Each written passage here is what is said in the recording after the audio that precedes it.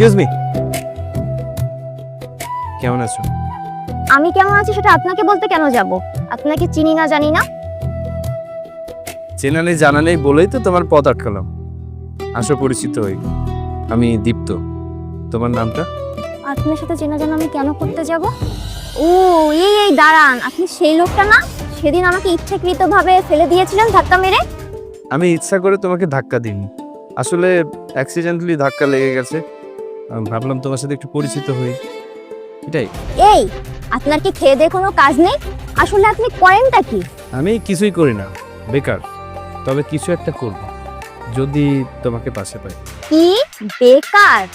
এই বাড়িটা দেখছেন, এটা আমার বাবার বাড়ি, আর আমি আমার বাবার একমাত্র মেয়ে। ফার্দার আপনি যদি আমার পিছু নেন তাহলে কিন্তু আপনার খবর আছে।